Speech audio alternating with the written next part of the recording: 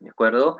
Recuerden también que el proceso fermentativo se da a través de una ruta anaerobia de una levadura. ¿Cómo se llama esta levadura? Saccharomyces cerevisiae, ¿sí? O también hay otra especie de Saccharomyces que también generan pues cerveza, pero la principal, digamos así, de la industria es la que inclusive su nombre tiene en su especie, es la Saccharomyces cerevisiae, ¿ok?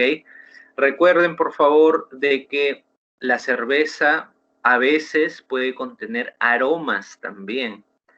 Estos aromas, a veces afrutados, a veces cítricos, a veces aromas a algunas raíces o a alguna madera, son producto de el lúpulo.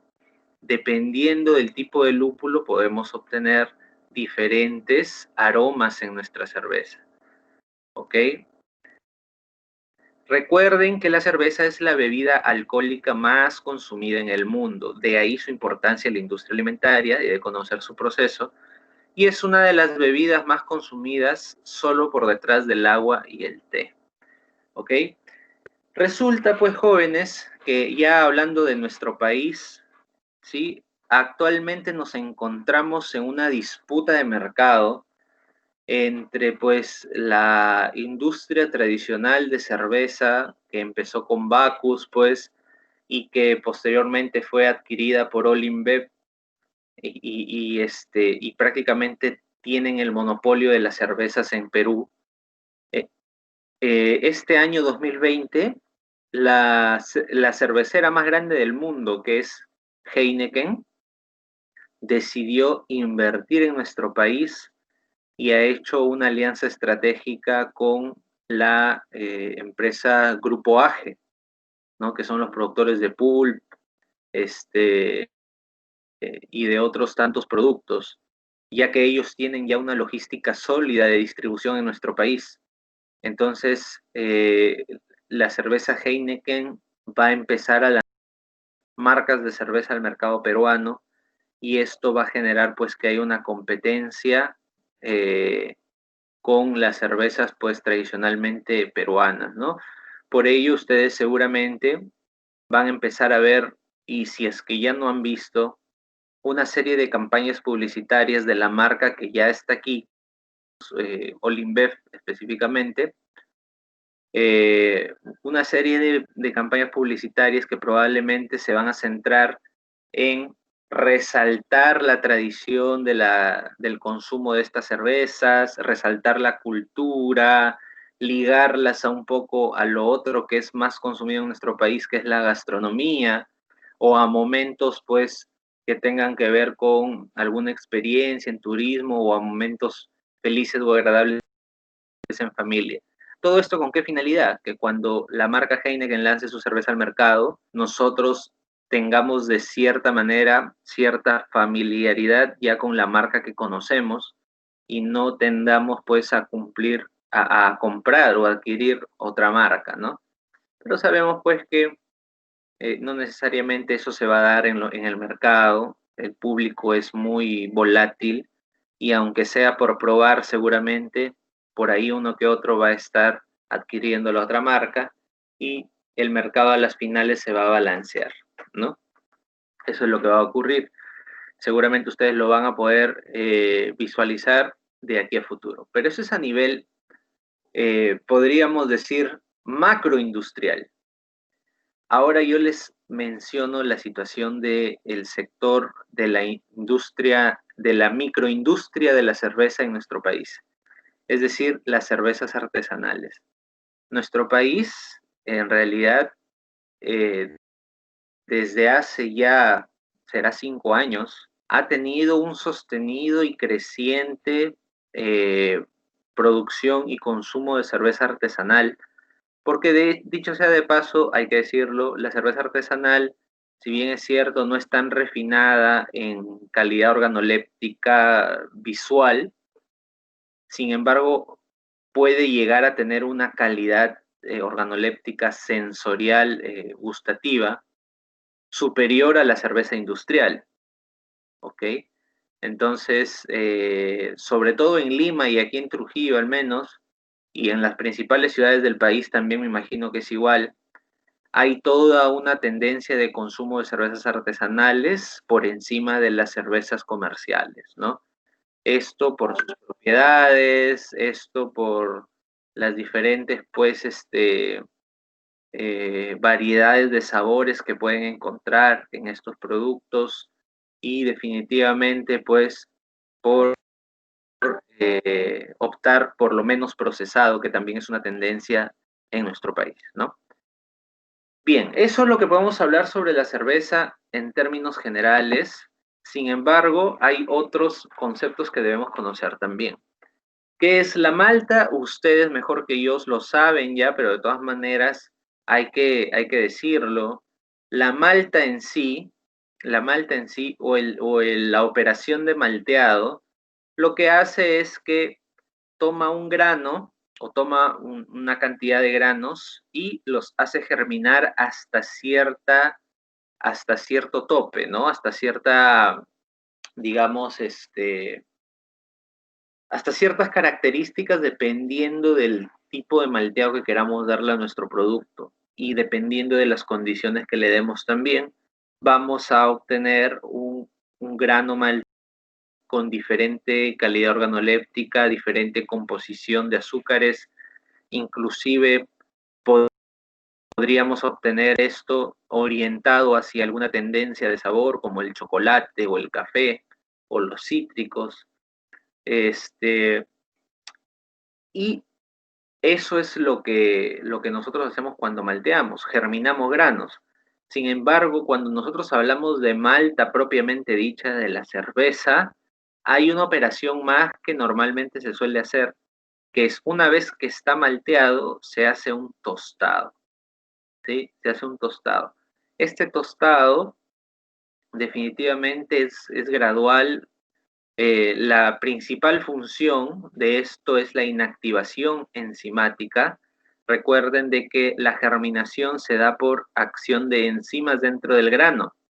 Entonces, la inacción de estas enzimas la vamos a lograr nosotros incrementando la temperatura, porque con la temperatura nosotros destruimos enzimas. Ahora,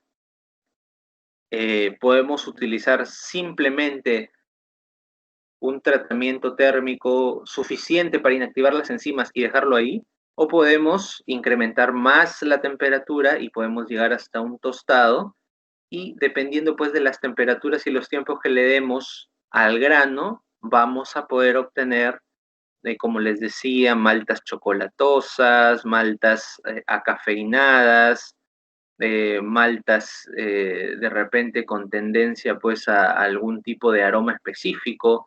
Hay cualquier cantidad de tipos de malta. Si ustedes consultan a un proveedor aquí en Trujillo nada más, que es quien nos proveía de las botellas de cerveza para poder realizar los cursos allá en el instituto, él maneja cerca de 20 variedades de malta diferentes y todas con aromas y características diferentes, ¿no? Y simplemente en la imagen ustedes van a poder observar que de acuerdo a la malta que nosotros ingresemos al proceso, vamos a obtener una determinada característica en nuestro producto terminado. Entonces, la malta es súper importante, pero por definición es un grano germinado, ¿de acuerdo? Muy bien. Ahora, ¿qué es el lúpulo? El lúpulo, jóvenes, que tanto hemos escuchado por ahí, en realidad es una especie de florcita, familia de el cannabis, ¿sí? Familia del cannabis, es decir, de la marihuana. Es familia, ¿ok? Pero no tiene nada que ver con las propiedades alucinógenas, ¿ok? Simplemente es de la familia. El lúpulo en realidad es una flor verde con apariencia de una alcachofa chiquitita, una alcachofa pequeñita, pero que va a aportar en nuestro proceso un contraste con los azúcares de la malta. ¿Qué quiere decir esto? Cuando nosotros malteamos un grano y lo tostamos, lo que estamos haciendo es que el almidón dentro del grano se transforme en maltosa. La maltosa es un azúcar muy dulce. Si ustedes prueban un grano malteado, les va a saber más o menos, para que tengan una idea, a un producto que está en el mercado que se llama Maltin Power. El sabor es idéntico, ¿sí? Y es súper dulce. Entonces, nosotros queremos que haya azúcares presentes en nuestra cerveza. ¿Por qué? No solo por la calidad organoléptica, sino porque es un proceso fermentativo y las levaduras específicas tienen que fermentar algo. ¿Qué fermentan? Los azúcares, definitivamente. La maltosa pasará a un desdoblamiento a través de enzimas hasta glucosa, de glucosa pasará a piruvato y de piruvato pasará a etanol, ¿cierto?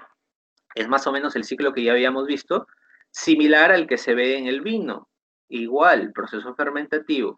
Lo que va a cambiar es la etapa inicial. ¿Por qué? Porque la entrada no es glucosa, sino maltosa. ¿Ok? Pero después el proceso fermentativo tiende a ser el mismo. Qué características nos va a aportar el lúpulo? Un amargor y aroma. ¿Ok?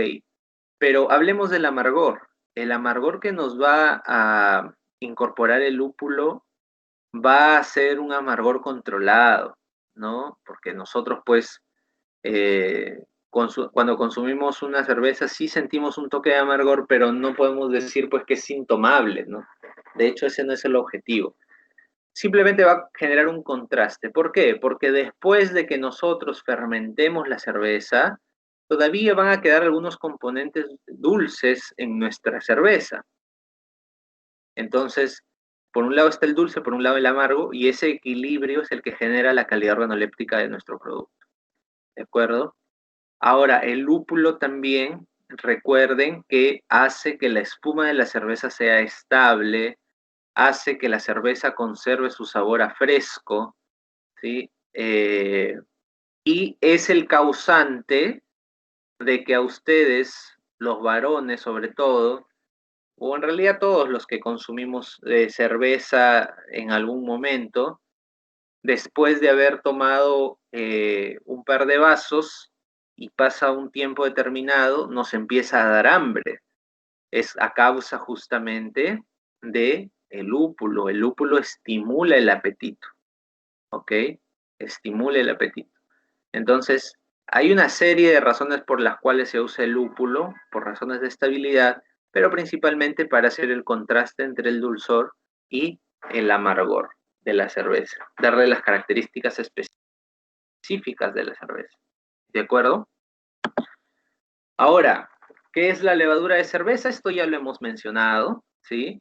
La levadura de cerveza es un microorganismo unicelular del reino fungi que se que se reproduce a través de gemación, que pues genera, es facultativo, tiene la posibilidad de crecer en medio aerobio y de generar etanol en medio anaerobio para poder subsistir.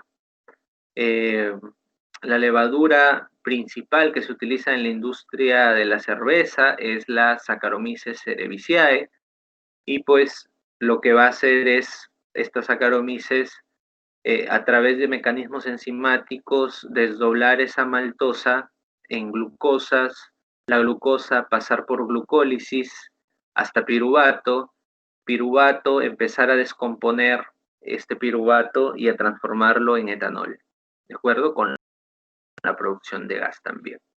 Entonces, eso es más o menos lo que podemos decir de la levadura de cerveza. ¿Sí? No solo se usa en la industria cervecera, también en la panadera, en el vino, etcétera, ¿no?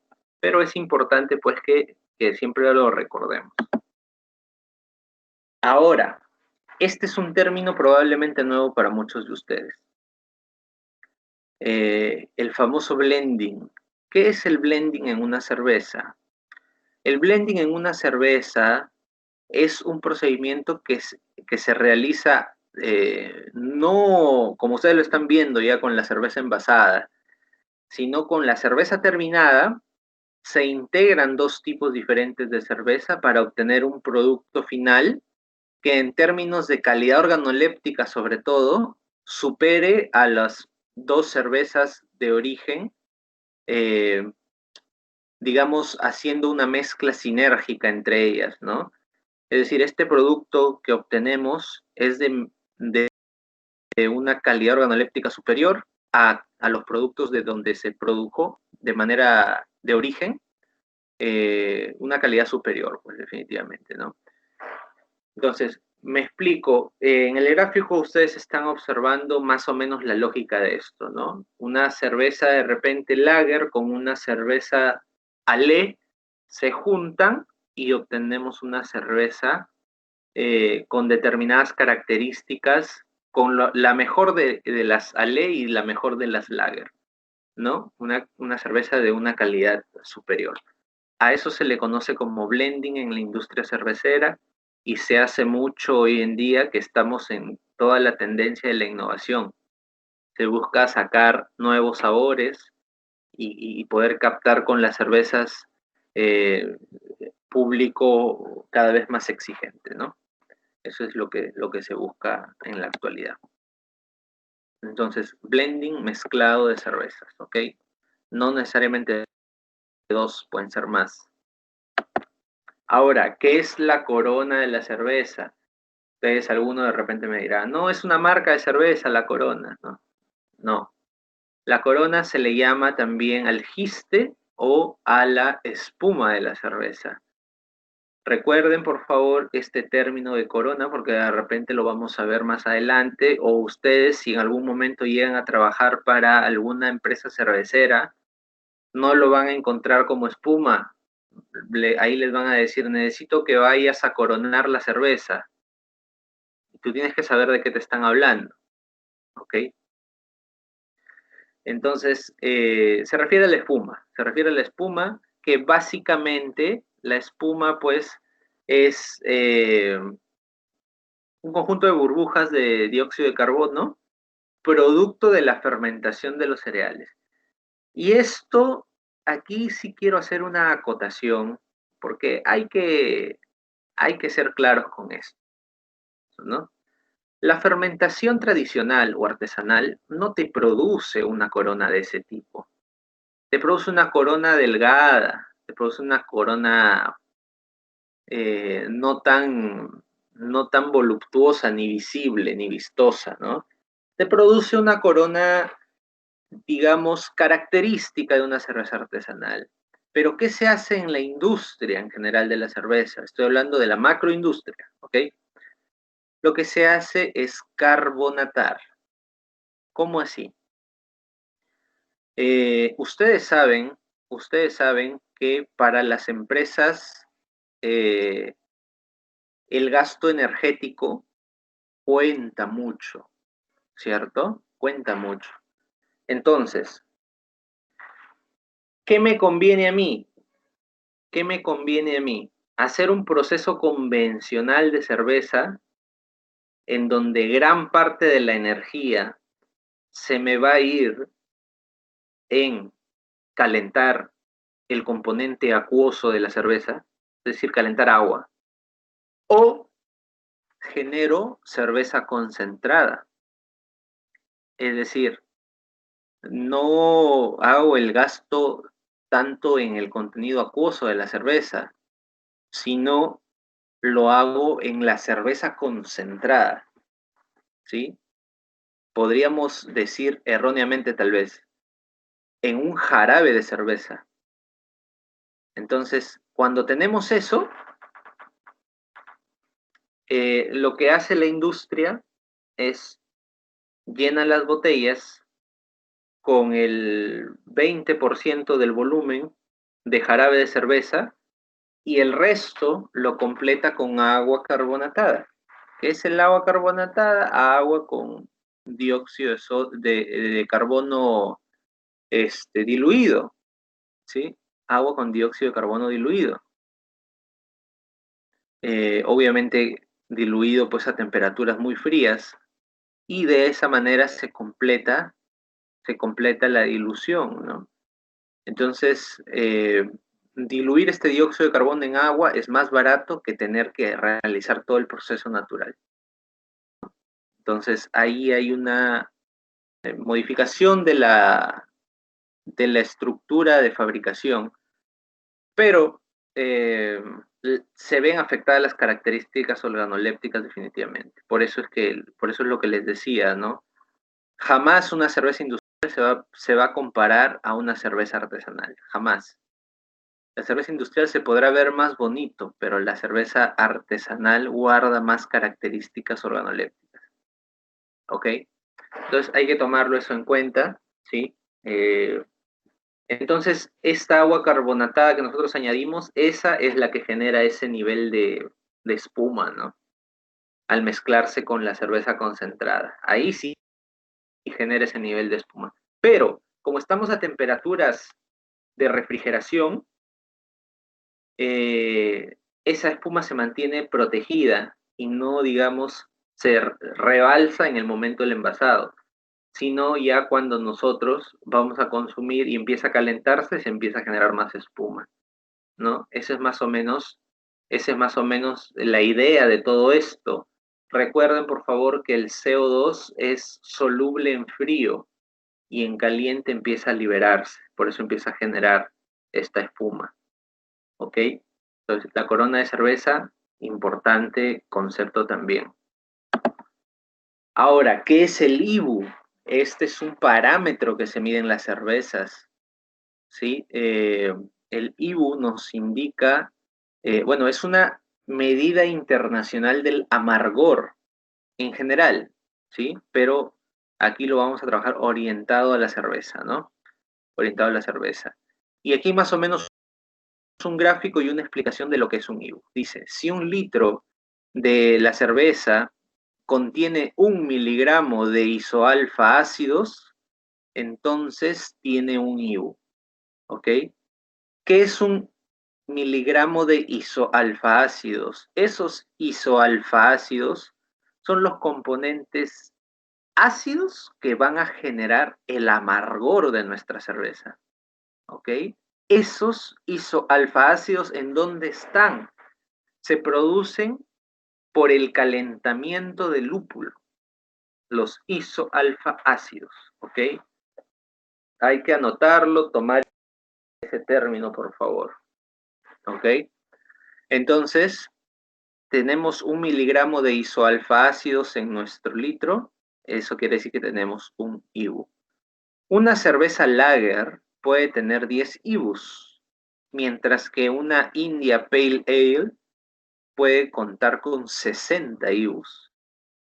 ¿Ok? Es más amarga, definitivamente. Entonces, del IBU y la concentración de lúpulo, nosotros vamos a obtener toda una amalgama de tipos de cerveza y que van a estar en cada uno de estos cuadraditos que ustedes están visualizando en este gráfico, ¿no? Hay cervezas más maltosas, que quiere decir que son más dulces, más densas, y hay cervezas que están más tiradas hacia el amargor, ¿no? Más lupulizadas.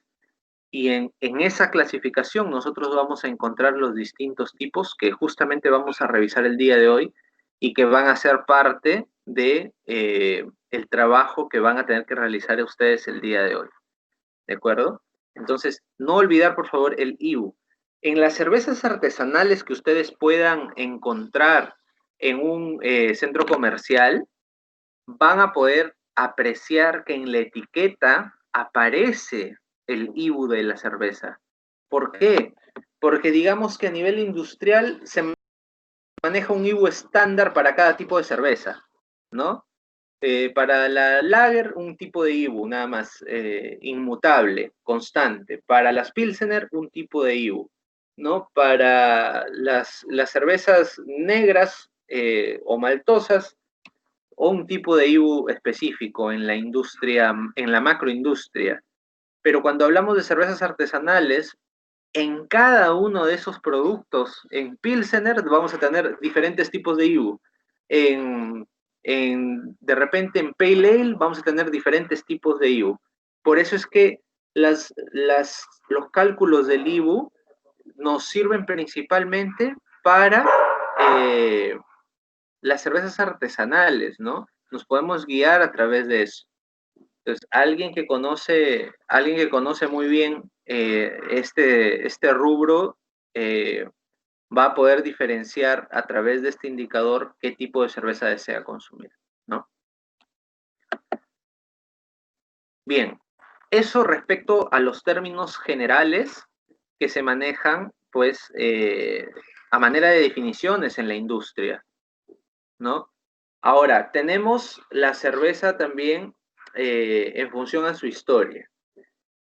¿De cuándo se remonta la historia de la cerveza? ¿Cuáles son los registros? ¿Qué es lo que hay en la industria al respecto de esto? Pues, para que tengan ustedes más o menos una idea, la cervecería comenzó entre el año 6000 y 5000 antes de Cristo, ¿ok? En Egipto se hizo vino a partir de uvas a partir del 5000 antes de Cristo. O sea que la cerveza puede que sea incluso más antiguo que el mismo vino. ¿De acuerdo? Se han encontrado restos de cebada, malta, levaduras en vasijas de tierra. En los sacrificios que hacían los antiguos egipcios se han encontrado restos de estos productos, ¿no? Entonces, miren ustedes la antigüedad de este producto. Por ende, con tanta historia, definitivamente los procedimientos han ido cambiando a lo largo del tiempo. Según la historia egipcia, dice de que pues la cerveza fue inventada por Osiris, ¿no? Que es el dios de la agricultura, y por otros lados dicen que lo hizo Hathor con sus propias manos, pero en realidad todo se remonta pues a épocas súper antiguas, ¿no? Súper antiguas. Inclusive en algunas pirámides se han encontrado estos tipos de escritura egipcia que pues hablan sobre el proceso de la elaboración de la cerveza. Está documentado según sus jeroglifos, ¿no? Entonces, más o menos ellos realizaban un proceso de 6 pasos, ¿no? Que incluía moler el grano, amasar la pasta, brasear, que brasear es calentar, ¿no? Filtrar la cerveza, preparar la cerveza y fabricar la cerveza. Eso es lo que ellos tomaban, tomaban en cuenta para poder elaborar su cerveza, ¿no? De hecho que las primeras cervezas, pues, 100% artesanales, ¿no? Y con características específicas, pero se ha llegado a determinar que por sus materias primas, pues, habían varios tipos de cerveza, ¿no? De trigo, de cebada del Alto Egipto, de cebada del Bajo Egipto, y tenían, pues, características específicas para cada uno de estos productos. Inclusive tenía una bebida, ¿no? Tenían una bebida llamada mandrágora, ¿no? Eh, que en realidad pues era muy cercano a lo que nosotros trabajamos ahora como cerveza propiamente dicha. Ellos trabajaban la cerveza antiguamente pues sin lúpulo, ¿no? Pero la mandrágora ya incorporó eso, ya incorporó eso. Entonces, históricamente pues hay muchas cosas que nosotros podemos apreciar respecto a ello, ¿no?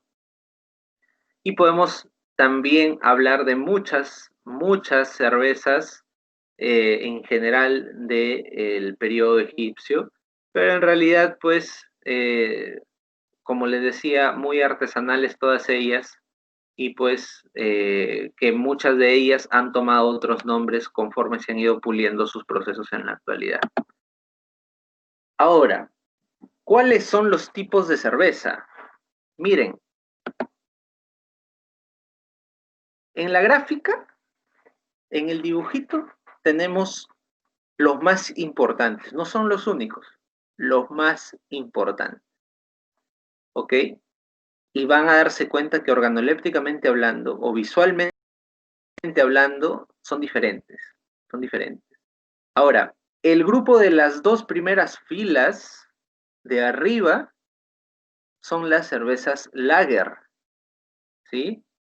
Y el grupo de las dos filas de abajo son las cervezas ale o ale, como gusten, ¿ok?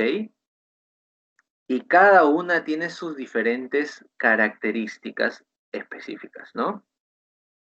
La que nosotros más conocemos es una cerveza lager llamada Pilsen, ¿no? O Pilsener, ¿sí? Por ahí la famosa Red Lager que nosotros hemos visto en Cusqueña también es una cerveza tipo Bock, por ejemplo, ¿no? Últimamente ha salido la cerveza tipo Marsen con maíz, ¿no? Que también es de Cusqueña. Entonces, todas estas, todas estas variedades de cerveza que se manejan tienen procedimientos muy específicos, ¿ah? No todas se preparan igual. No podemos decir que porque sabemos hacer cerveza Pilsener, ya sabemos hacer American Lager, ¿ok? Es muy variable todo, es muy variable todo. Esto es todo un mundo, es una especialidad realmente de la industria alimentaria, la producción de cervezas, ¿no? Entonces, para yo no hacer una monotonía de esto, tengo un documento para ustedes en donde les describe cada uno de estos tipos de cerveza.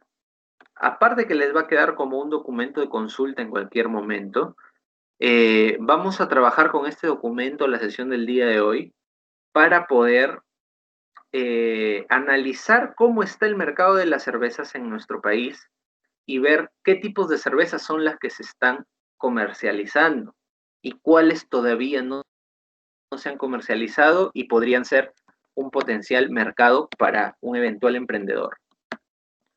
Entonces, la actividad propuesta consiste en lo siguiente, ¿sí? Hay un documento que voy a colocar en este momento en el aula virtual que se llama tipos de cerveza, ¿ok? Tipos de cerveza. No solo lo voy a colocar en el aula virtual, lo voy a colocar también en el grupo de WhatsApp para que todo el mundo lo pueda revisar, ¿ok? Este trabajo no lo van a hacer ahorita, ojo, lo van a hacer terminando la clase. Una vez que termina la clase, empiezan ustedes con la actividad propuesta, ¿de acuerdo? Pero les explico en qué consiste, ¿ok?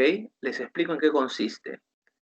La actividad propuesta dice, primero leen el documento. Este documento realmente es un documento que resume muy bien estos tipos de cerveza que ustedes han visualizado y le va a explicar qué contiene pues cada cosa y si ustedes necesitaran alguna información adicional lo pueden consultar, pero ya con esa referencia, ¿no? Ya con esa referencia. Entonces, una vez que leen el documento, se van a reunir en grupo, ¿ok? Se van a reunir en grupo y van a hacer un resumen gráfico. ¿Qué quiere decir un resumen gráfico? Que yo no quiero ningún tipo de texto, ¿sí? Simplemente lo que voy a querer es que me hagan un gráfico que puede ser similar a este que ustedes han visto, a este de aquí, o puede que no. Ustedes pueden cambiarlo si gustan, ¿sí? Pero van a hacer un gráfico de las cervezas peruanas, todas las que hayan, todas las que ustedes conozcan, que sean peruanas, ojo, que sean peruanas, ¿ok? Todas las que existan en el mercado, las van a comparar con este documento, ¿ok? Ese documento que yo les envío habla de manera general de cada tipo de cerveza. Ustedes van a tener que investigar sobre cada una de las cervezas peruanas que existen en el mercado y van a contrastar la información. Ah, de repente para mí Cristal, para mí puede ser una IPA, por ejemplo, ¿no? Que es un tipo de cerveza. Está aquí. Por ejemplo, ¿no? Esto es un ejemplo. De las ale es una IPA. Se me ocurre, ¿no? No estoy diciendo que sea así, ¿eh? O es una pale ale, por ejemplo. No estoy diciendo que sea así. Ustedes tienen que investigar cada una de las marcas, sobre todo sus características organolépticas. Si alguno de los integrantes de su grupo por ahí hubiera tenido la oportunidad de degustar alguna de estas marcas, les va a ayudar también, ¿no? Les va a ayudar porque son características organolépticas, básicamente, que pueden ayudar a diferenciar cada uno de estos tipos de cerveza. ¿Ok? Entonces, en grupo, lo primero que tienen que hacer es leer el documento, luego hacen una recopilación de todas las marcas de cerveza peruanas y empiezan a clasificar, ¿no? Dicen, esta de aquí es una IPA, esta de aquí es una qué sé yo, Pale Ale, esta de aquí es una Marsen, por ejemplo, ¿no? Hacen un dibujito o un gráfico de eso, lo pueden hacer en diapositivas también si quieren, como gusten, la presentación queda libre a ustedes y suben el archivo a su grupo de WhatsApp del proyecto. ¿Ok? Esa es la actividad propuesta. Entonces, básicamente van a hacer una clasificación de las cervezas peruanas que existen. Ojo, no estoy diciendo cervezas peruanas de la macroindustria cervecera, es decir, de Bacus nomás. No, no. Investiga qué otras marcas hay. Hay marcas artesanales, cualquier cantidad. Inclusive en Virú hay una marca, ¿no? Investiguen todo lo que puedan y vean qué tipos de cerveza tienen. ¿Ok? Bien, esa es la actividad propuesta. Antes de seguir con la teoría, ¿hay alguna pregunta respecto a esta actividad propuesta, por favor?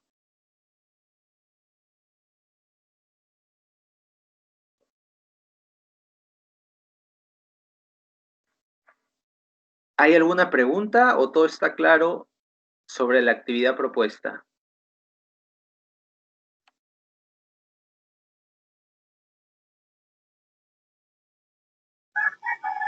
¿Me escucha, ingeniero? Sí, le escucho, le escucho. Le decía bueno, por mi parte no hay ninguna consulta. Me parece que Pedrito quería hablar. A ver. Profesor, ¿puede volver a explicar de nuevo? No entendí casi. ¿Desde qué parte, Pedro? Desde que dice proceso, haz un resumen gráfico sobre las cervezas peruanas, desde ahí. Ah, ok, ok.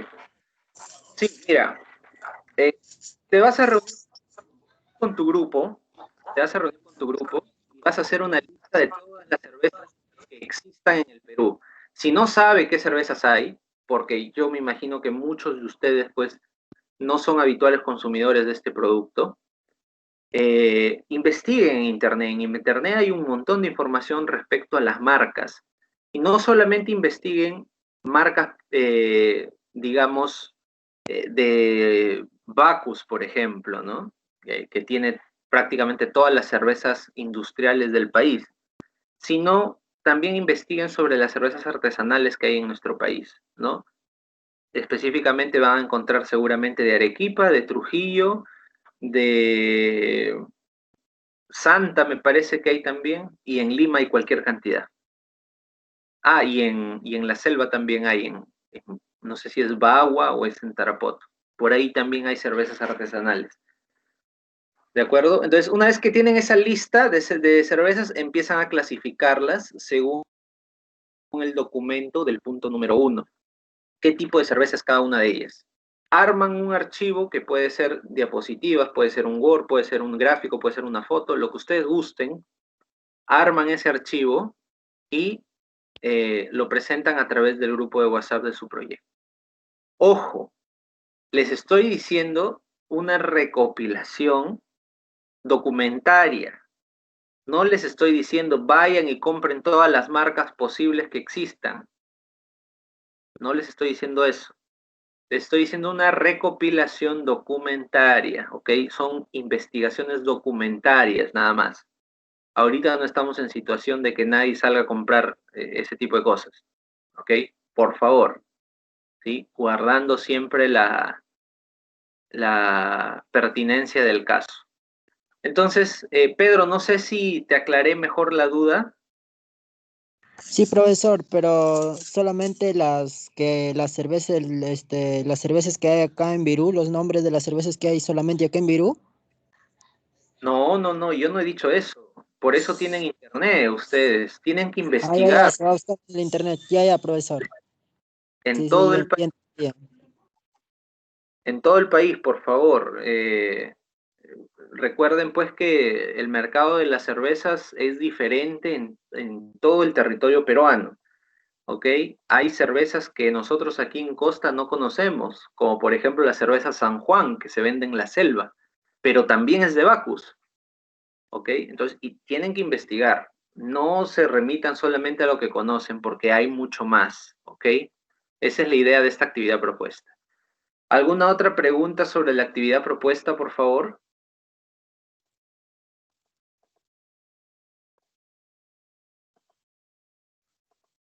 ¿Alguna otra pregunta sobre la actividad propuesta?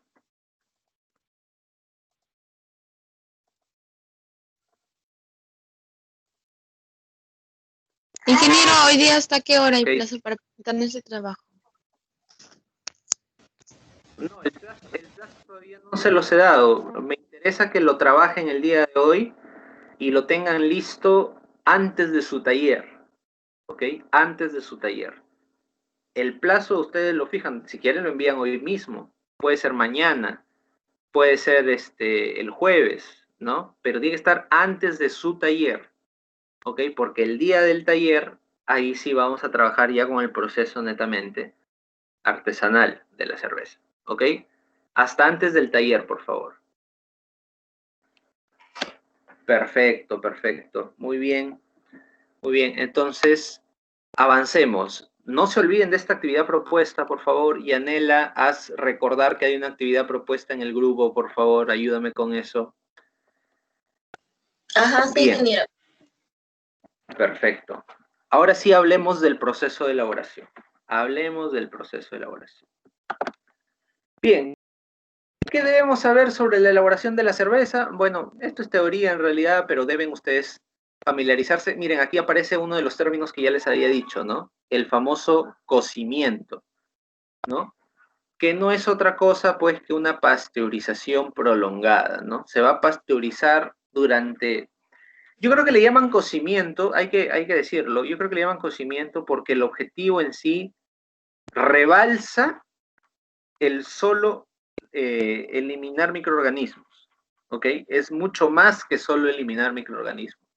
Podríamos decir que es un proceso de extracción, en donde nosotros vamos a extraer azúcares de los granos molturados. Por eso es que excede en sí a una pasteurización, pero las temperaturas las manejas como una pasteurización. ¿De acuerdo? Eso lo vamos a trabajar ya más a detalle en el taller, así que no se preocupen por eso. Pero del proceso de elaboración de la cerveza, ¿qué deben saber? Ustedes saben que las maltas son granos, pues, ¿no? Granos malteados y son molturados y se agregan pues a una marmita, una paila, lo que ustedes gusten, una olla.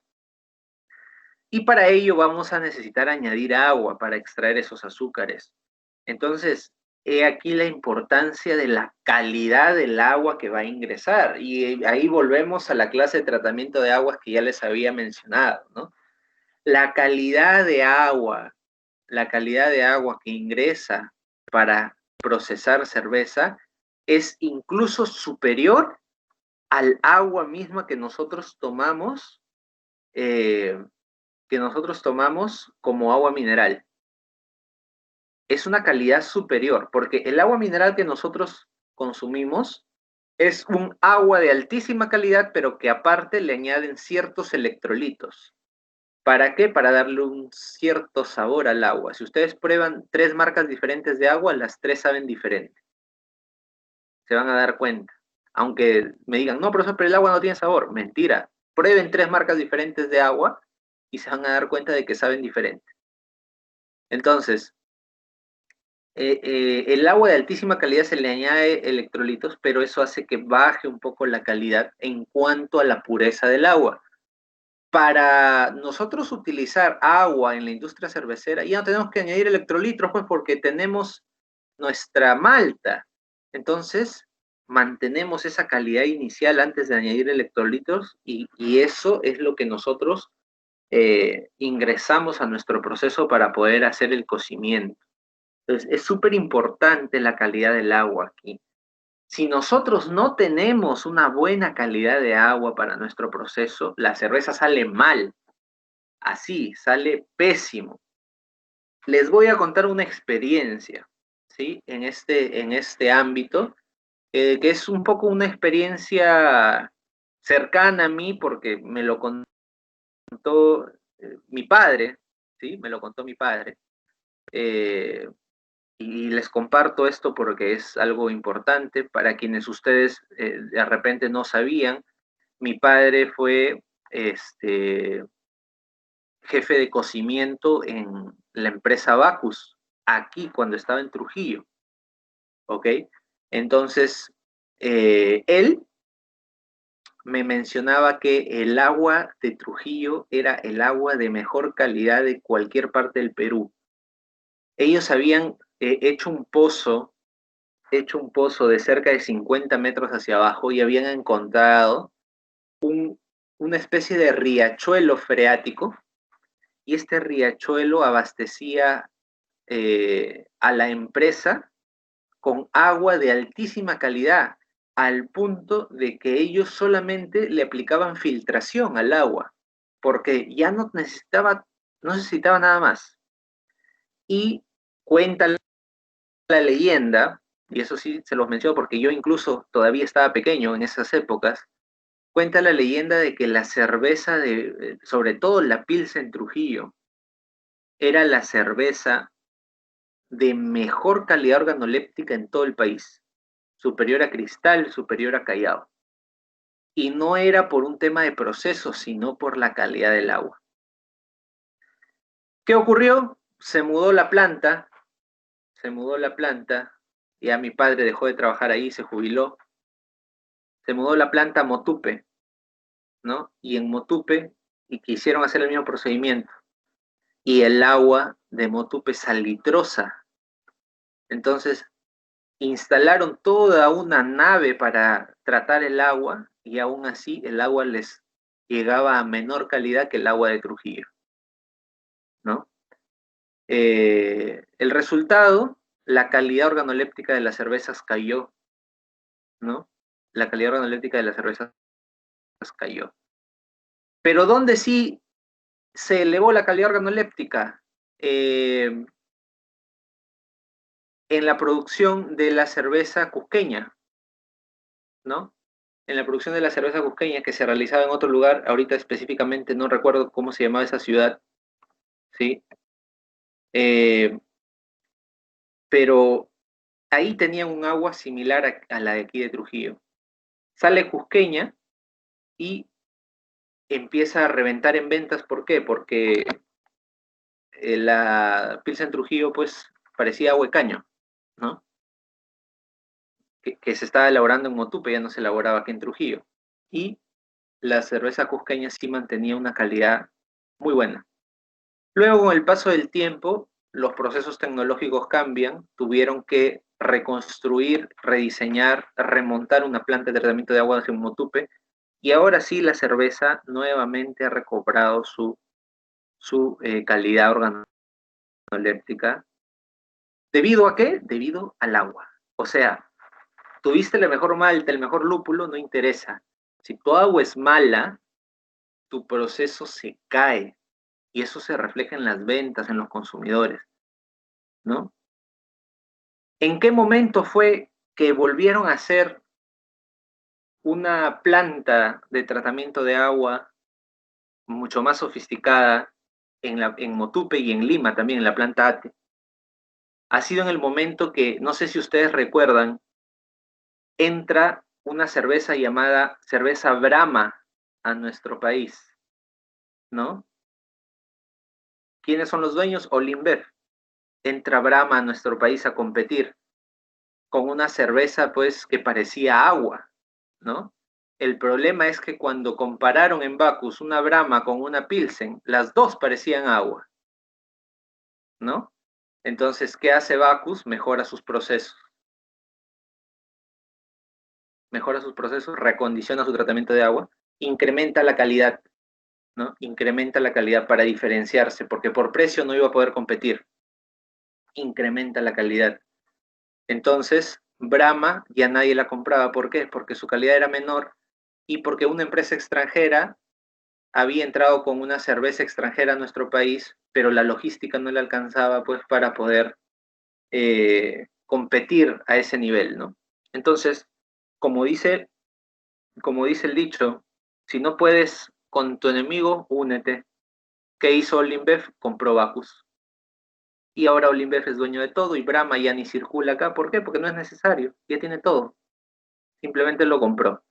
Entonces esta industria de la cerveza se mueve así. Y va a haber toda una revolución a raíz de lo que les estoy comentando del ingreso de Heineken a nuestro país.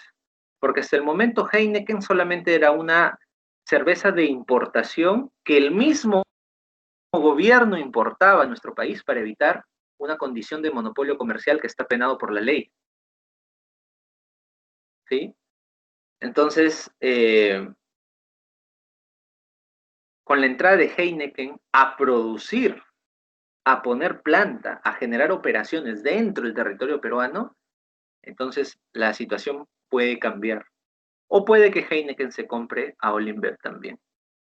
A las finales no sabemos cómo va a terminar esto, pero pues siempre que las industrias crecen, se genera más trabajo, más recursos, mayor necesidad, mayor demanda, y eso a la larga repercute en un incremento de la economía del país. Entonces, bienvenido sea cualquier inversión externa, siempre y cuando pues no explote indebidamente nuestros recursos, sino que más bien haya un ganar-ganar, ¿no? Eso es lo ideal. Eso es lo ideal. Bien. ¿Qué materias primas usamos? Recuerden pues que el principal insumo de la cerveza, pero no el único, es la malta de cebada, cebada malteada. Pero también podemos usar arroz, maíz, sorgo, trigo, cebada. De hecho, y les doy un dato, ¿no? La cerveza Pilsen Callao y Pilsen Trujillo son las que en composición tienen casi la misma cantidad de cebada que de arroz. Y nosotros ni enterados, ¿sí? Ni enterados, pero tiene casi en composición la misma cantidad. Pero es parte de la fórmula de la empresa, pues, ¿no?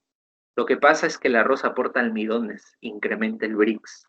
Entonces, bueno, es manejo pues ya de interno, ¿no? Manejo interno ya de cada empresa y de acuerdo a su formulación. Profesor, ¿eso quiere decir que nosotros, si queremos, podemos hacer cerveza con arroz? Por supuesto que sí, lo podemos hacer. Si quieren, lo hacemos, no hay ningún problema. Hacemos una sustitución de granos nada más y se van a dar cuenta que sale. De hecho, el año pasado, en las cervezas que elaboramos en el taller, hicimos el primer batch fue una cerveza 5 maltas, ¿no? 5 diferentes tipos de malta, pero una de esas maltas no era malta de cebada, era malta de trigo.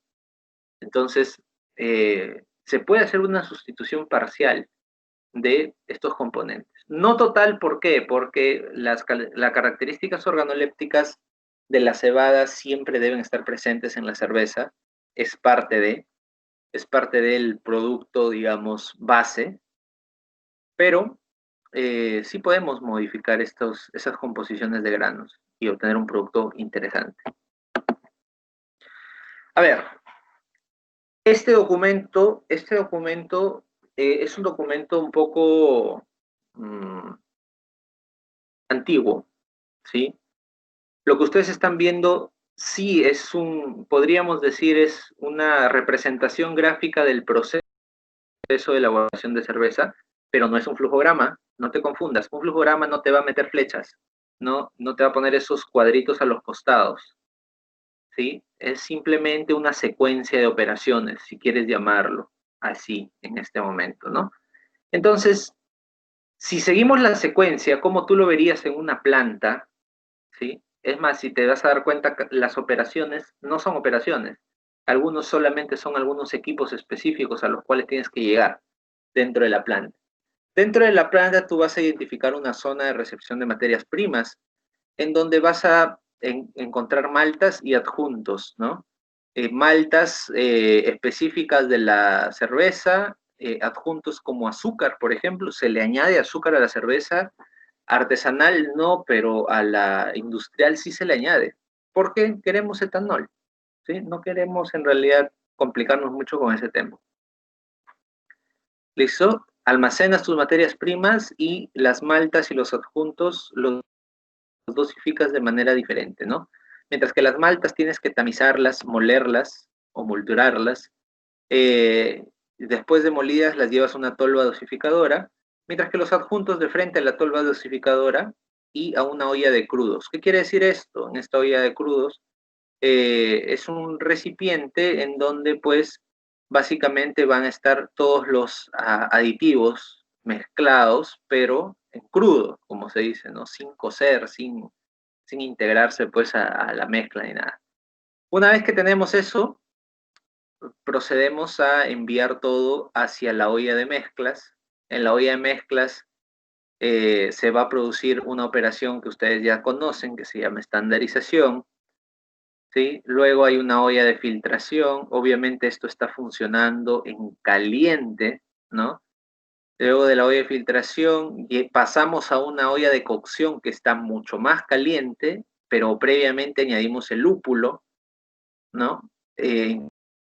Incrementamos la temperatura, hacemos una pasteurización de ello. Luego de la olla de cocción pasamos a fermentación, pero para poder pasar a fermentación tiene que ir enfriando, porque ustedes saben que una temperatura elevada mata las levaduras. Tenemos que enfriar por lo menos a 30 grados para poder incorporar la levadura. Ingresamos a fermentación, pasa el tiempo de fermentación, que por lo general son 7 días. Hacemos trasiegos, que no están aquí, no aparecen, por ejemplo. Maduramos, la cerveza tiene que ir reconstituyendo su estructura. Una vez que maduramos, hacemos otra filtración. Esta filtración nos va a hacer llevar la cerveza hacia un almacenamiento donde va a seguir madurando en todo ese proceso, hasta el llenado, ¿sí? Y aquí hay pues toda una serie de, entre el llenado y el pasteurizado, hay toda una serie de corrientes que hablan, unos dicen pues que la cerveza se debe pasteurizar, otros dicen que no se debe pasteurizar, que solo se debe filtrar, y en realidad pues son muchas las tendencias respecto a esto, pero lo importante es garantizar de que no haya restos de microorganismos, porque recuerden que es un producto envasado y si hubiera alguna levadura, todavía habiendo azúcares dentro de la cerveza, esto va a fermentar, va a generar gas y eventualmente va a hacer que explote la cerveza. ¿Ok? La explosión de las botellas de cerveza es el problema más común en todas las plantas cerveceras. Eso ocurre a veces como pan de cada día, por más automatizado que sea tu proceso, porque siempre hay contaminantes. Pero la diferencia pues es que automatizando tienes hasta cierto punto la certeza de que vas a poder prevenir que esto ocurra, ¿no? Y entonces esto podríamos llamarlo, no digamos que es un flujograma, digamos que sería una secuencia de operaciones de acuerdo pues a los lugares en donde se va a encontrar el producto dentro de una planta, ¿no? Más o menos, no podemos decir artesanal, pero sí una manera semi-industrial de poder procesar es a partir de la cebada, malteamos, maceramos, filtramos el mosto, obviamente en el macerado pues hemos hecho ya una extracción con agua caliente, añadimos lúpulo, pasteurizamos y obviamente en el fondo van a haber sedimentos, entonces tenemos que hacer una decantación, pasamos a enfriar a 14 grados, ¿sí? Enfriamos a 14 grados y luego llevamos a 30 para fermentación. Fermentamos y después de la fermentación deberíamos dejar madurar y pasar por un centrifugado y filtrado. Este centrifugado y filtrado, en este caso, por ejemplo, no se aplica pasteurización en envasado. Simplemente se aplican filtros que son tan pequeños, son de poro tan pequeño que retienen toda la masa de levaduras posible y solamente pasa la cerveza filtrada, ¿no? Entonces se filtra y de frente ya se consume. Esta es otra forma de elaborar la cerveza, pero si lo vemos desde el punto de vista del flujo de máquinas, sería más o menos así, ¿no? Vienen los camiones, vean de izquierda a derecha, por favor, la parte superior. Llegan los camiones, depositan los granos en el silo, ¿sí? Estos silos, pues, son silos de malta, ojo, son granos malteados, ¿ya? Y pasan, pues, por una tamización, luego pasan por dosificadoras y se mezclan en la olla de mezclas, para luego pasar, pues, a una olla de filtración, una vez que ya se ha mezclado, obviamente, de por medio, si ustedes se dan cuenta, en la olla de filtración hay agua que ingresa, y esta agua no es fría, es caliente, para poder extraer los azúcares de los granos, ¿ok? Entonces ingresa el agua y en la olla de filtración, pues, se va pasando a través de los poros, pues, estos granos, y se manda todo a una olla de cocción. Obviamente la parte líquida, la parte sólida pasa como afrecho y sale por otro conducto.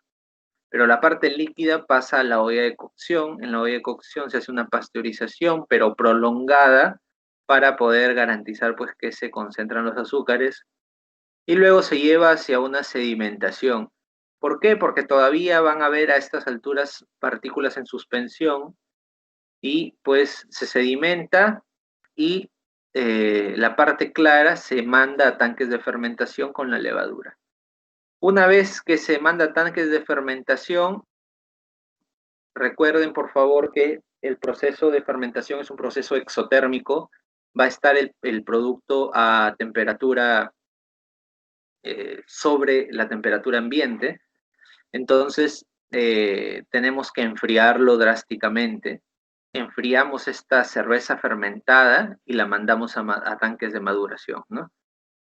Con el enfriado, si es brusco mejor, ¿qué garantizamos? Garantizamos que los restos de levadura vivos mueran, ¿sí? Mueran. Y pues pasamos por una ultrafiltración de tal manera de que no podamos tener ningún tipo de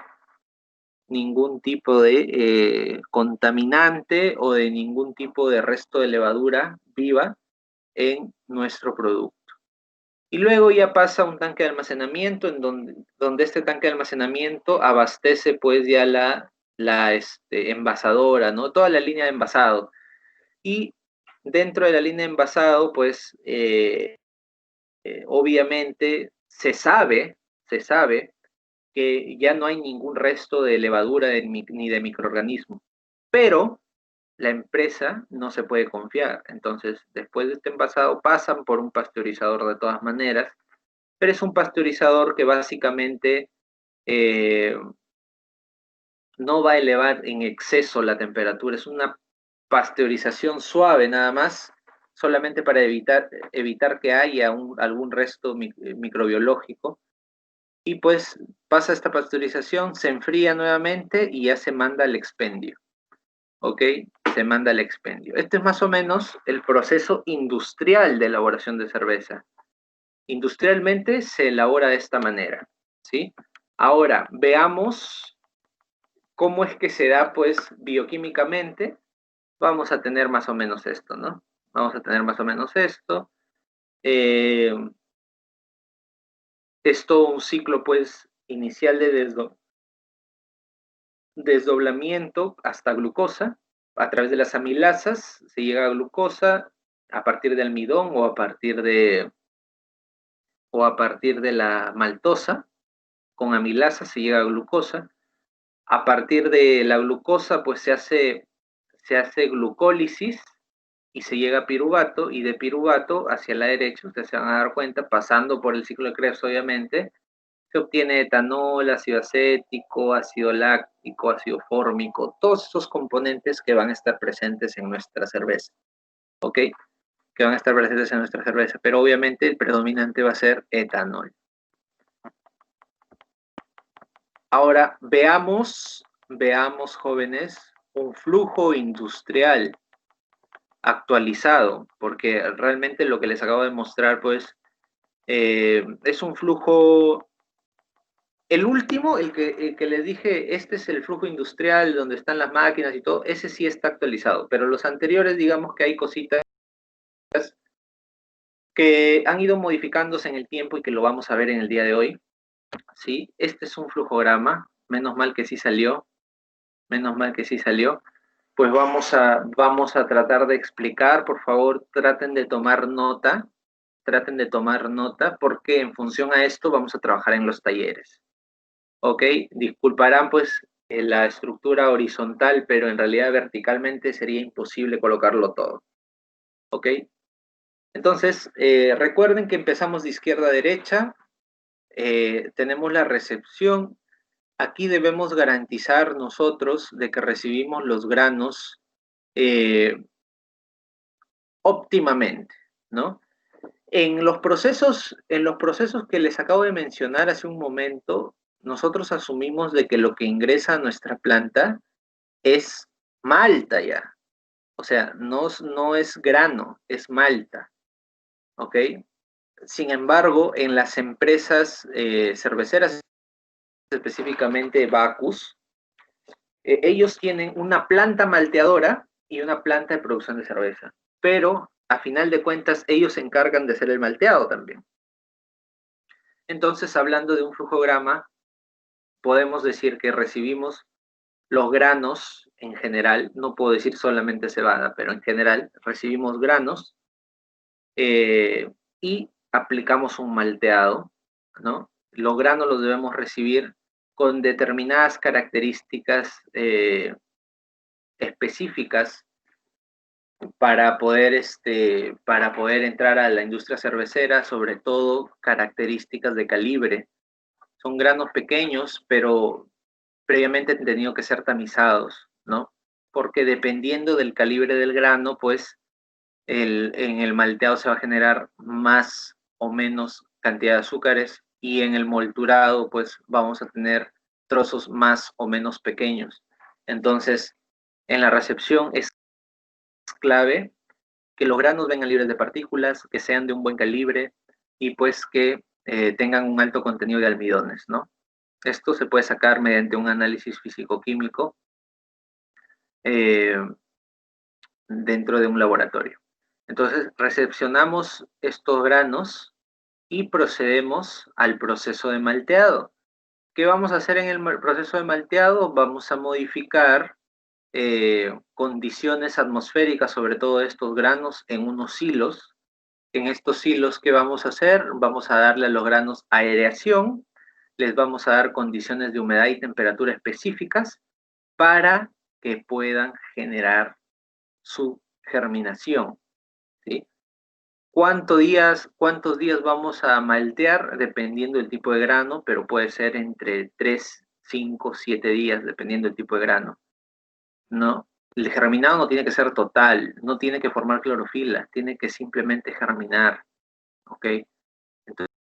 Entonces, eso es lo que vamos a ver en el malteado. Una vez malteado, determinamos que la concentración de azúcares dentro del grano ya llegaron a lo óptimo. Lo que tenemos que proceder a hacer es tostar, ¿no?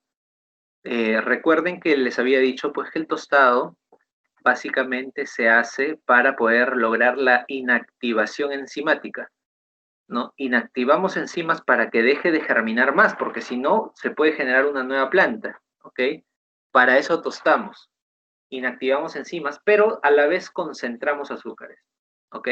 En el tostado. Y dependiendo de la temperatura y tiempo de tostado, le vamos a dar determinadas características organolépticas a nuestra cerveza. Entonces, una vez que tostamos, pasamos al molturado. El molturado no se trata de hacer de estos granos malteados, no se trata de convertirlos en harina, sino se trata de simplemente trozarlos, molerlos para reducir su tamaño y que puedan ser, digamos, sumergidos totalmente en el agua para poder realizarse la extracción. Entonces lo que hacemos en el multurado es incrementar el área de contacto con el agua del grano, ¿no? Incrementar el área de contacto. Digamos que si tenemos un grano, ¿no? Y lo partimos en 4, tenemos la superficie normal del grano para contacto más los 4 bordes de donde se ha hecho el corte, ¿no? Del grano. Entonces ahí estamos incrementando, pues, digamos, la superficie de contacto con el agua. Eso nos va a servir para poder lograr una extracción más adecuada. Para eso hacemos el molturado. Y luego de eso pasamos a hacer un cocimiento, el pasteurizado que les mencionaba, ¿no? Se va a trabajar por escala. Ojo, y acá sí tengo que ser muy claro. Cuando nosotros realizamos pasteurización o cocimiento en otros procesos, pasteurización en otros procesos, decimos que pasteurización se realiza a, por ejemplo, 85-15, ¿cierto? En algunos casos puede llegar a 95,5 o en algunos casos puede exceder eso dependiendo de la naturaleza. De repente para un escaldado, ¿no? Pero nosotros trabajamos estas temperaturas con la finalidad de poder eliminar microorganismos. En el caso de este cocimiento, nosotros no necesariamente vamos a orientarnos solo a eliminar microorganismos, sino que nos vamos a centrar en que se complete la extracción y se alcance un determinado Brix en el proceso, ¿no? Eso es lo que vamos a hacer gradualmente. La diferencia con un pasteurizado convencional, ¿qué es? En un pasteurizado convencional, mientras menos tiempo tenga el producto en contacto con el calor, es mejor porque se destruye los componentes. Aquí es al revés. La idea es que esta temperatura hasta llegar al pasteurizado vaya subiendo gradualmente. ¿Por qué? Porque los azúcares se empiezan a liberar en diferentes temperaturas. ¿Cómo así? Por ejemplo, hay un determinado tipo de azúcares que son más sencillos, que se empiezan a liberar de los granos a partir de los 40 grados, ¿ok? Existe otro tipo de azúcares que son un poquito más complejos, pero que se empiezan a desdoblar también y a ser simples a partir de los 50 grados. Entonces, lo normal es que nosotros en el proceso hagamos un calentamiento hasta 40, luego dejamos que la temperatura avance progresivamente durante 1 hora hasta llegar a 50 y luego le damos de repente una media hora para que llegue a 60 y luego otra media hora para que llegue a 70 y de ahí ya subimos la temperatura de golpe, ¿no? Con eso nosotros garantizamos de que la extracción ha sido completa de los azúcares y llegamos pues a 100 grados y debemos más o menos visualizar que nuestro Brix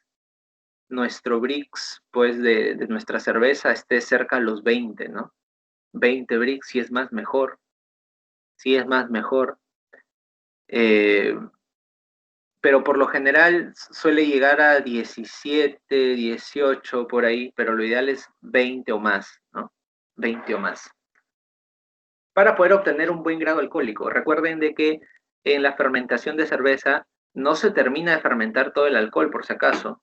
Fermenta hasta cierto punto, porque nosotros debemos propiciar de que la cerveza cumpla con su ciclo fermentativo hasta el Brix que nosotros necesitamos. ¿Ok? Entonces, en el pasteurizado hacemos eso y luego viene el lupulado. Pero antes de este lupulado, aquí hay una operación que me faltó. Tiene que haber, no, se ha puesto al revés. Ok. Antes de este lupulado viene el filtrado 1. ¿Ok? Viene el filtrado 1. ¿Para qué? Para retirar la torta, ¿no? Es decir, la mezcla, pues, de semillas que hayan quedado, ¿no? Obviamente, todo eso se retira, nos quedamos con la fase líquida. La fase líquida, nosotros le agregamos el lúpulo y mantenemos temperatura todavía, por si acaso. Mantenemos temperatura. ¿Por cuánto tiempo mantenemos temperatura en el lupulado? Aproximadamente de 15 a 20 minutos. Mantenemos temperatura. ¿Para qué? Para que el lúpulo se pueda disolver, ¿no? Eso es en el lupulado. Y una vez que ya está disuelto el lúpulo, bajamos la temperatura, enfriamos. Según el gráfico que vimos anteriormente, debemos llegar a 14 grados, ¿ok? 14 grados. Y luego subir a 30 para darle las condiciones adecuadas a nuestro fermento, a nuestra levadura. Pero ¿esto de qué va a depender? Profesor, usted nos está diciendo de que 14 después a 30, ¿por qué no bajamos de frente a 30 nada más? Bueno, esto depende del tipo de levadura con el que vayan a trabajar. Las levaduras industriales, por lo general, en el sachet en el que vienen, especifica cómo debes trabajar esta etapa. Te dice, primero bájalo a 14, de ahí súbelo a 30 y con 30 fermentas. O te dice, déjalo en 14 y de ahí va a ir subiendo hasta 30, ¿no? Progresivamente. Entonces, te indica en el envase. Por lo general se hace así como les he dicho, ¿no? Bajas a 14, luego llegas a 30. Entonces, haces tu fermentación. ¿Por cuánto tiempo? Aproximadamente 7 días te va a durar esa fermentación. ¿Cómo haces la fermentación? Tienes que crear un bioreactor, así como en el taller de elaboración de vino, generas tu bioreactor. Y a eso lo vamos a ver en el taller. En tu bioreactor, pues haces tu fermentación. A nivel industrial, tienes una paila de fermentación, ¿no? Que es muy grande y que tiene sus fugas de gas, pero trabaja en medio anaerobio. Y luego del fermentado haces un trasiego. ¿Por qué haces un trasiego? Porque cuando termina la fermentación hay levaduras que mueren y se van al fondo, al igual que existen también partículas que estaban en suspensión que se van al fondo o que quedan en la superficie. Entonces eso lo tienes que retirar, solamente te vas a quedar con lo importante, ¿no? Que es la cerveza propiamente dicha. Entonces haces tu trasegado y empiezas la maduración. ¿En dónde? En una paila de maduración si es a nivel industrial o en la misma damajuana si es a nivel artesanal. ¿Cuánto tiempo más le vas a dar? 7 días más le vas a dar de maduración para que se estabilice la mezcla y cualquier sedimento vaya al fondo. ¿Ok? Luego de esa maduración, perdón, vas a hacer un segundo trasegado. ¿Por qué? Porque todos los excesos que hayan podido quedar en suspensión van a precipitarse, van a ir al fondo y pues tienes que retirar todos estos sedimentos, no los puedes tener ahí en la mezcla, ¿no? Entonces haces un segundo trasegado y con este segundo trasegado pues probablemente ya queden muy pocas levaduras presentes en la cerveza, ¿no? Porque la gran mayoría pues ya han fallecido y están en el fondo de la paila o de la damajuana. Sin embargo, si quedaran, realizas un filtrado, ¿sí? Este filtrado te va a permitir pues retener cualquier partícula diferente a la cerveza. Una vez que haces tu filtrado, procedes a estandarizar, ¿no? Y aquí les he puesto estandarizado, ¿por qué? Porque del segundo filtrado muchas veces ustedes van a obtener a nivel industrial cerveza concentrada, ¿ok? Cerveza concentrada. O puede ser que vayas a hacer un blending también. Entonces depende. Aquí estandarizas. ¿Qué es lo que quieres que vaya en tu envase? ¿Así va a quedar tal cual la cerveza o qué más vas a hacer? ¿No? O de repente te salió en un proceso artesanal muy poco gas generado, carbonatas, ¿no? Carbonatas. Entonces, ¿se puede hacer? Sí, se puede hacer. Todo eso va en la estandarización. Entonces, una vez que estandarizaste, ahora sí envasas y dentro del envase vas a seguir una segunda maduración, ¿sí? Una segunda maduración en donde es básicamente por un tema organoléptico ya. Le vas a dar 7 días más. O sea, son 21 días aparte del día de proceso y el día de expendio. 23 días. ¿Ok? En 23 días debes estar sacando cerveza. Ahora, a nivel industrial, este segundo filtrado que les mencioné tiene que ser pues con ultrafiltración, ¿no? Ultrafiltración, ósmosis inversa. Eso es lo que tienen que utilizar. Pero a nivel artesanal no se puede hacer eso. Entonces, ¿qué se hace? Papel de filtro con algodón. Y con eso se filtra. Y se obtienen muy buenas características, la verdad, pero se van a dar cuenta de que por más filtrados que les den, en la cerveza artesanal siempre, siempre, siempre va a quedar un conchito en el fondo. Es producto de la segunda maduración. Siempre va a quedar eso, siempre. No hay forma de evitarlo en una cerveza artesanal, a menos que le hagas ultrafiltración. De acuerdo, jóvenes, preguntas respecto al proceso, por favor, de manera general, preguntas generales, porque la parte del desarrollo específico de este proceso lo vamos a hacer en el taller. Preguntas en general, por favor, del proceso de elaboración de la cerveza.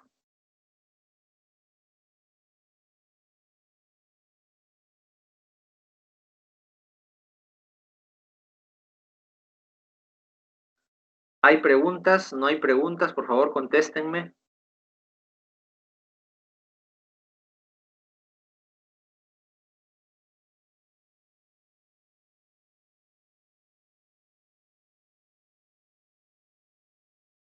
Ok, no hay preguntas. Gracias. Gracias. Muy bien. Ahora, para finalizar con esta sesión, pues les voy a facilitar un enlace en el grupo de WhatsApp para que ustedes puedan ver cómo es una planta cervecera. Este enlace se los voy a facilitar a través del grupo de WhatsApp en este momento, al igual que el archivo de la actividad propuesta que ustedes tienen que trabajar, ¿sí? El archivo de la actividad propuesta también se los voy a pasar en este momento. Y por mi parte, por favor, si no hubiera ninguna pregunta, eso sería todo respecto a esta sesión teórica, pero hay trabajos, actividades propuestas que ustedes deben realizar. Entonces, en este momento yo les voy a pasar esta documentación que les estoy mencionando al grupo de WhatsApp para que por favor continúen con el trabajo y con eso estaríamos cerrando esta sesión. ¿Ok, jóvenes? Cualquier pregunta o inquietud a través del grupo de WhatsApp, por favor. ¿Ya? Muchísimas gracias, jóvenes, por su atención. Y si no tuvieran ninguna otra pregunta, pues recuerden cumplir con los trabajos hasta antes de su taller. ¿Ok? Muchísimas gracias. Hasta luego.